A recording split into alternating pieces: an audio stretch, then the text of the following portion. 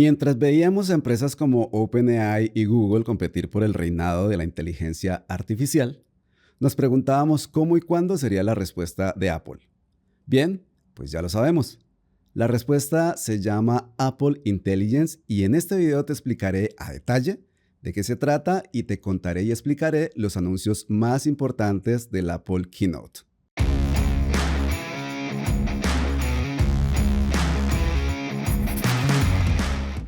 Hola gente, soy Marlon Ceballos.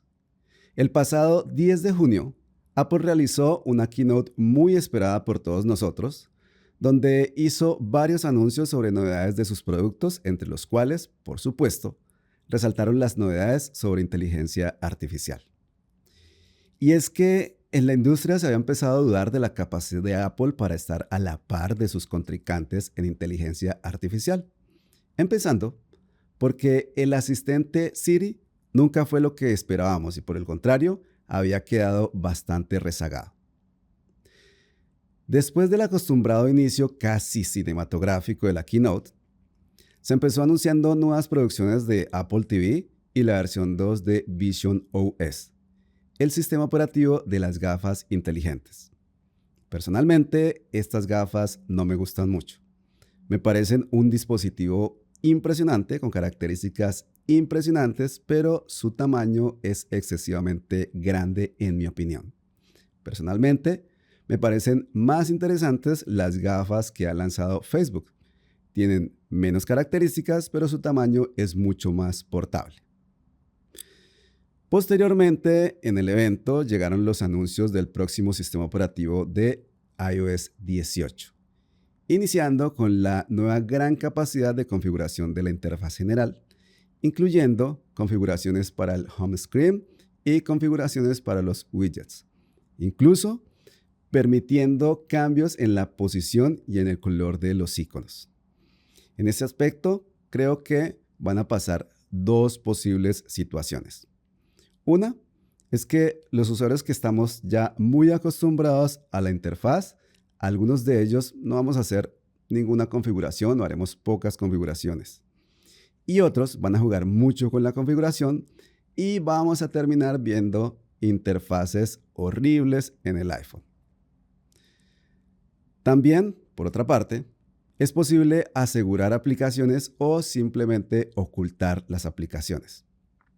Además, si nosotros decidimos asegurar o ocultar una aplicación, el resto del sistema operativo no va a mostrar información sobre esa aplicación.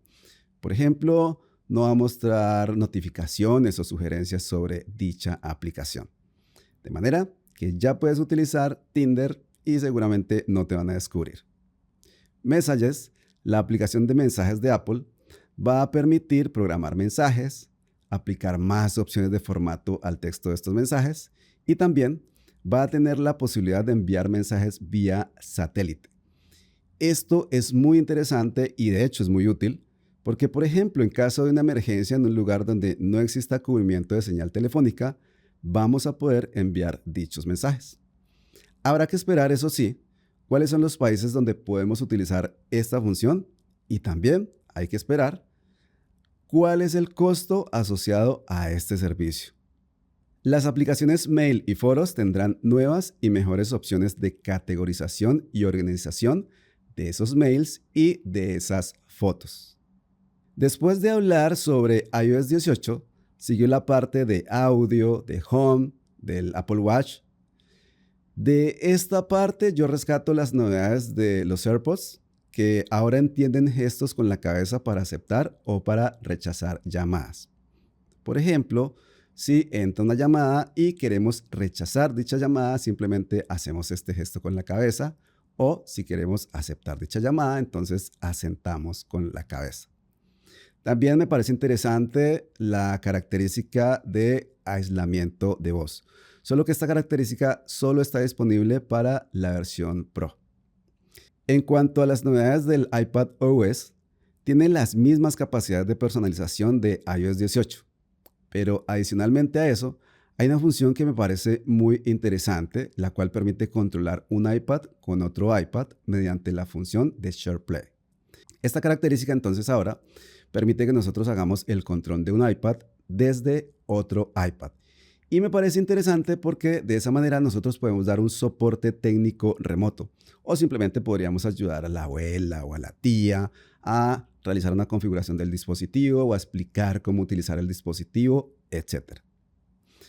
Otra novedad es la inclusión de la aplicación calculadora en el iPad. Y yo sé, a mí también me pareció una novedad pues muy trivial. Y de hecho, no sé cómo explicar por qué no estaba disponible hasta ahora esa aplicación calculadora en el iPad. Sin embargo, después de ver las demostraciones, me pareció bastante interesante. Lo primero es que la aplicación calculadora dentro del iPad aprovecha bastante bien el espacio de la pantalla para agregar características a la aplicación. Pero seguramente lo que más llama la atención es una función que se llama Math Notes. Mediante esta característica, nosotros podemos escribir cálculos matemáticos con el Apple Pencil y el iPad resuelve esos cálculos en tiempo real. Incluso soporta variables dentro de fórmulas. Y además, puede mostrar gráficos interactivos que están asociados, por supuesto, o es el resultado de las fórmulas que nosotros estamos escribiendo. Y son interactivos porque si nosotros hacemos cambios en esas fórmulas o en esos cálculos, esos cambios se reflejan automáticamente en esos gráficos. Realmente me pareció bastante interesante la demo de esta función. La Keynote siguió con el nuevo sistema operativo de Mac llamado Sequoia. Me encantó realmente una nueva función llamada Font Mirroring que está basada en una característica llamada Continuity. Mediante Continuity nosotros podemos iniciar un proceso en un dispositivo y continuar ese proceso en otro dispositivo diferente. Por ejemplo, nosotros podemos iniciar la redacción de un correo, por ejemplo, en el Mac, y podemos posteriormente continuar la redacción de ese correo en el iPhone. O podemos iniciar leyendo la información de un sitio web en el iPad y continuar ese proceso de lectura en el Mac. Con esta nueva función, recuerden que se llama Font Mirroring, nosotros entonces ahora vamos a poder mostrar la pantalla del iPhone en el Mac, pero además podemos controlar totalmente el iPhone desde el Mac.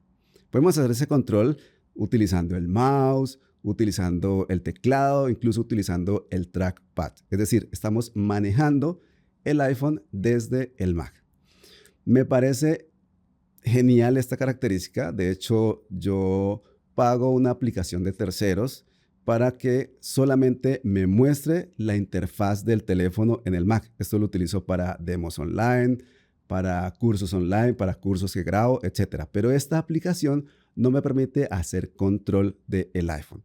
De manera que esta función, de hecho, es mucho más completa y evita que yo tenga que pagar más esta aplicación. La siguiente novedad que me gustó fue una nueva aplicación de gestión de contraseñas llamada Password, que de hecho estábamos esperando desde hace mucho tiempo.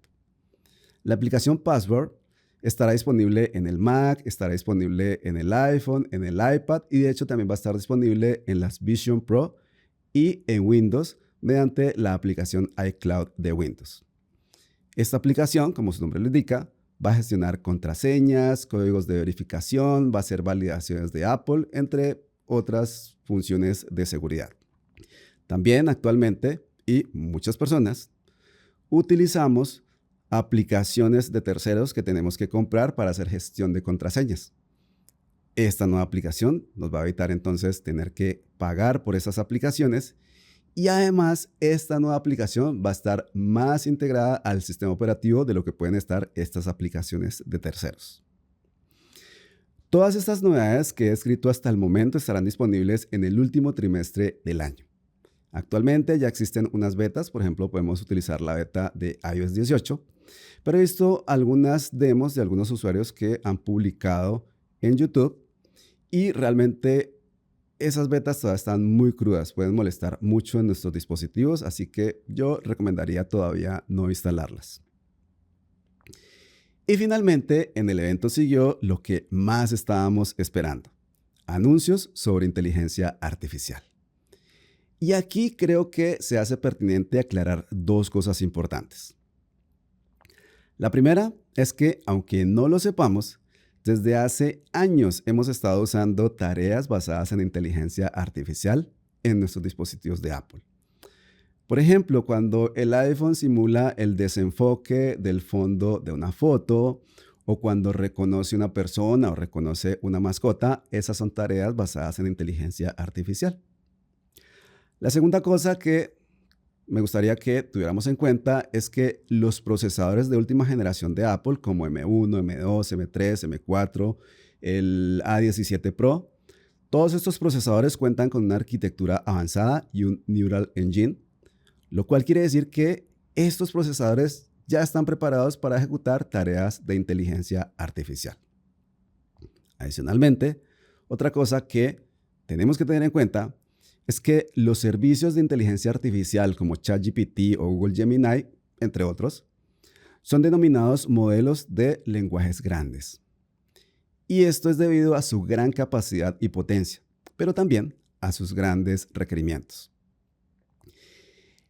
El hecho de que sean modelos de lenguaje grandes hacen que consuman muchos recursos como procesador, memoria, ancho de banda, entre otros.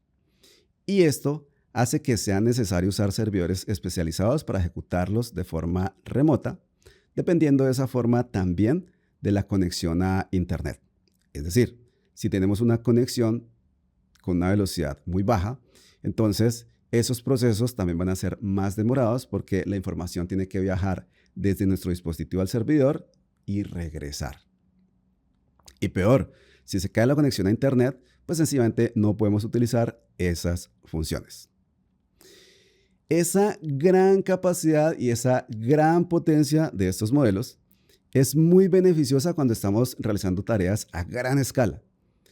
Pero cuando necesitamos realizar tareas más especializadas y a menor escala, esos modelos se vuelven ineficientes. Por ejemplo, si solamente necesitamos resumir un documento, pues estamos usando solamente una pequeñísima parte de toda la capacidad de esos modelos. O si necesitamos, por ejemplo, redactar un documento, o si necesitamos buscar la respuesta a una pregunta en Internet, pues estamos usando una cantidad muy ínfima de toda esa potencia. Entonces es aquí donde entran los lenguajes o los modelos de lenguaje pequeños. Como su nombre lo indica, son modelos más especializados, más pequeños, con menos requerimientos y por el mismo motivo son más eficientes. Básicamente porque pueden ejecutarse de forma local. Al ejecutarse de forma local, nosotros tenemos varias ventajas como las que ya mencionaba anteriormente, pero principalmente dos: velocidad y seguridad. Velocidad porque la información no está viajando hacia un servidor y regresando, y seguridad porque esa información se queda de forma local en nuestros dispositivos. Hace un momento mencioné que los procesadores de Apple están preparados para ejecutar tareas de inteligencia artificial. Así que, al menos en teoría, todo está listo para Apple. Volviendo entonces a la keynote, en este punto del evento se empieza a mencionar el término inteligencia artificial, el cual por algún motivo Apple ha evitado usar hasta ahora. Y finalmente conocemos a Apple Intelligence. Apple Intelligence es un conjunto de funciones avanzadas de inteligencia artificial que han sido diseñadas por Apple para mejorar la experiencia del usuario y para aumentar las funcionalidades de sus dispositivos. Todas estas funciones, al parecer, hacen uso de modelos de lenguaje pequeño que se ejecutan en los dispositivos, haciendo que dichas funciones, como ya sabemos y como ya mencioné, sean rápidas y seguras. La verdad es que en este punto del evento yo hubiera esperado de Apple funciones muy descrestantes, cosas muy impactantes, y sin embargo, creo que la empresa fue bastante conservadora implementando funciones que ya existen en otros servicios de inteligencia artificial, pero que ahora están implementados en sus propios dispositivos. Probablemente Apple tenga el temor de cometer errores como los que ha tenido que enfrentar Google con su servicio de imagen generativa hace poco. O tal vez, y esto creo que sería un mejor escenario, Apple simplemente ha querido darnos una demostración de que ha empezado a hacer sus tareas en inteligencia artificial mientras desarrolla funciones realmente innovadoras que seguramente van a ser lanzadas en futuras versiones. Una de las cosas interesantes de Apple Intelligence es que aprende la rutina y las preferencias del usuario. Y ese aprendizaje lo usa para generar un contexto con el cual puede, por ejemplo, mostrar primero las notificaciones más relevantes para ese usuario. También podrá categorizar correos, categorizar fotografías, todo esto de forma inteligente y de forma personalizada. Dentro de las funciones basadas en Apple Intelligence está la posibilidad de hacer resúmenes, redactar textos, corregir estilos, corregir ortografía, generar imágenes, generar emojis, generar GIF, retocar imágenes, transcribir llamadas, y muchas otras que fueron mostradas en el evento. Una función que me llamó mucho la atención es el mejoramiento de escritura, donde básicamente escribimos el texto con el Apple Pencil y automáticamente se realizan mejoras a las letras como las formas, la inclinación, etc., buscando que nuestra escritura sea más legible. Y finalmente, Apple Intelligence permite que Siri por fin se convierta en un asistente real, porque ahora entiende instrucciones de voz e instrucciones de texto de una forma más natural y eso permite entonces interactuar con cualquier aplicación o con cualquier servicio del sistema operativo también de una forma más natural y más inteligente. Recuerden que hace rato les hablaba sobre modelos de lenguaje pequeños, ¿verdad? Bueno, pues Apple Intelligence es un ejemplo de la implementación de estos modelos de forma local, es decir, ejecutados directamente en el dispositivo. Estos modelos, sin embargo, también tienen desventajas. Y la principal desventaja es que sus capacidades son limitadas. De manera que hay ciertas tareas que Apple Intelligence sencillamente no va a poder realizar. Para solucionar esta limitante, Apple ha creado Private Cloud Compute, un conjunto de modelos de inteligencia artificial que también hacen parte de Apple Intelligence y que se ejecutan en servidores remotos basados en procesadores Apple Silicon. Apple asegura que ninguna información personal se almacena en esos servidores. Apple Intelligence estará disponible para iOS 18, iPadOS 18 y la nueva actualización del sistema operativo de Mac, Sequoia, en dispositivos M1, M2, M3, M4 y dispositivos A17 Pro como el iPhone 15 Pro y el iPhone 15 Pro Max. Finalmente, Apple ha sido consciente que sus modelos de inteligencia artificial aún no cuentan con la misma capacidad de otros modelos que están liderando el mercado actualmente. Por ese motivo, ha decidido hacer un acuerdo con OpenAI para implementar ChatGPT 4o de forma segura y vinculada a Apple Intelligence.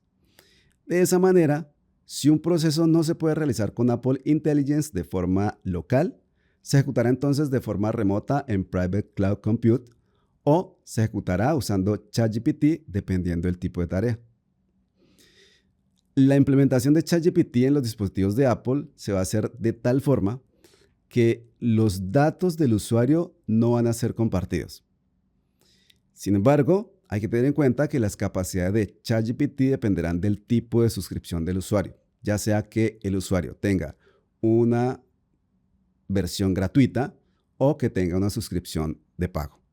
En todo caso, es muy probable que Apple permita usar ChatGPT sin necesidad siquiera de usar una cuenta nueva de usuario. Este acuerdo entre Apple y OpenAI es sorpresivo, pero es muy lógico. Apple gana la posibilidad de usar la potencia de ChatGPT dentro de sus dispositivos y OpenAI gana una cantidad enorme de usuarios potenciales, ya que actualmente hay más de 2 billones de dispositivos Apple en el mundo. Esos son 2.000 millones de dispositivos. De todos esos dispositivos, el 60% son teléfonos iPhone y el 11% son iPads. Todo esto, por supuesto, aproximado. Además, Apple tiene planes para implementar a futuro otros modelos de inteligencia artificial, como por ejemplo Google Gemini. Recordemos que solo hace poco Microsoft anunció una integración similar de inteligencia artificial en sus computadores llamados Copilot Plus PC. Así que el anuncio de Apple llega a tiempo para demostrar que puede hacer frente en este campo. Y de hecho, la integración de inteligencia artificial de Apple con sus dispositivos, aunque parece básica, también parece tener más cubrimiento general sobre el sistema operativo y sobre las aplicaciones comparado a lo que logra la integración de Microsoft.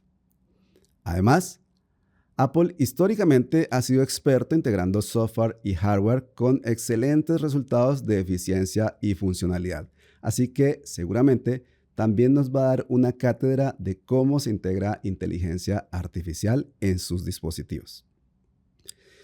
En resumen, creo que Apple ha dado el golpe en la mesa para anunciar su implementación de inteligencia artificial en sus dispositivos, aunque de una forma cautelosa, tal vez prefiriendo dar pasos cortos pero seguros. Por ahora, con funciones que se pueden realizar con otros servicios de inteligencia artificial. Le queda la tarea de implementar nuevas y mejores funciones dignas de su reputación y que nos permitan disfrutar sus dispositivos de formas realmente novedosas. ¿Y ustedes qué opinan sobre estos anuncios de Apple? Los leo en los comentarios. Si les gustó este video, denle un like, consideren suscribirse al canal y nos vemos en un próximo video.